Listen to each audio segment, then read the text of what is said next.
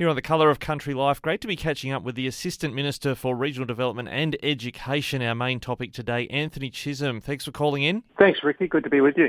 We're quite excited to see this kind of initiative. We've talked about it over recent years here on Flow about HECS, or now help debt forgiveness, or letting that debt go for those that choose to work in remote areas in the education space. What's the federal government doing? Yeah, it is something that I think will be welcomed by those people who depend on high-quality teachers in very remote locations. So what the government have announced is that for any teacher or early childhood educator that spends 4 years in a very remote location, is that we would cover their help debt or their HECS debt for them. And we believe that's a way of, one, encouraging teachers that are already there to stay and become long-term teachers, but secondly, encourage teachers who are graduating to move to those very remote locations and become teachers in those areas where there is such high demand in those communities. Now, the moving parts of this are really important to pick into, because this definitely applies to people who are already teaching in those remote locations, I understand. Yeah, correct. And we think that's really important to obviously encourage those people who are already there to stay, and we think this will be an encouragement to do it. And then the second part is those who are just about to graduate or are thinking about where they want to go when they do graduate. This might be an incentive to get them to go and become a teacher in those very remote locations, and we think that will be a good way to boosting the education services in those communities. And in terms of where this might apply, you say remote. I know that applies to parts of South Australia. What locations does it apply to? Anywhere in New South Wales and Victoria, for instance? Yeah, it does. It's defined by very remote, which is defined by the ABS remoteness structure.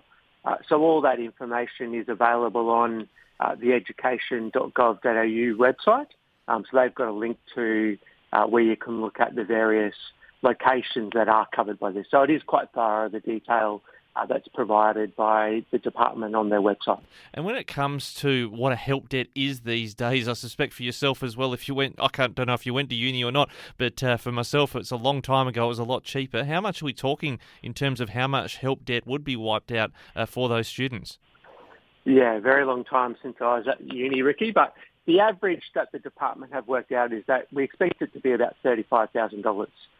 So a significant amount for those people who are finishing uni, and particularly I think these days with the cost of living and how tough it is, we think that this will be something that will be attractive to people to consider going to work in very remote locations. And has this been modelled, I guess, on what used to happen in some cases, maybe not in teaching, I don't know, but has there been conversation about what happened in the past? They used to call it indenturing, or some professions people used to go out to the bush as their sort of first place they practiced as a way of, I guess, supporting them in their education?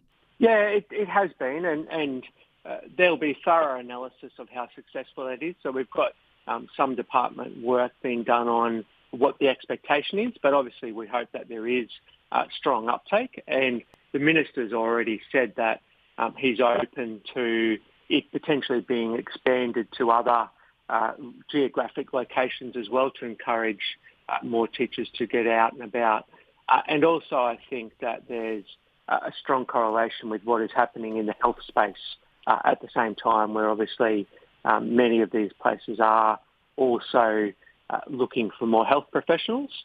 So the government also is doing what it can in that space as well. Yeah, and I guess that sort of brings in the whole conversation about getting teachers into regional areas. This is not a silver bullet, I suspect. Are there anything else you can tell us on the policy front the government's attempting in terms of getting more practitioners, experienced and graduates into remote regional areas? Yeah, and it's something that the minister has made a real priority. And we're working constructively with the states, because obviously there's a lot of state jurisdiction in terms of running. The federal government don't employ teachers, but obviously we support the education system. So the minister's already had a couple of roundtables where this has been a priority. They've had a working group which has been focused on the teacher shortage. It's been years in the making. It's going to take years to fix.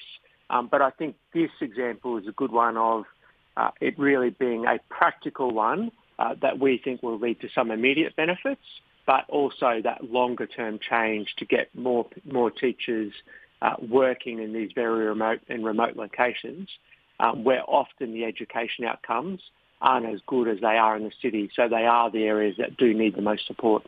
Well, Assistant Minister for Education Anthony Chisholm, thanks so much for sharing about that initiative, and we look forward to seeing how it progresses. Thanks, Ricky. Good to be with you.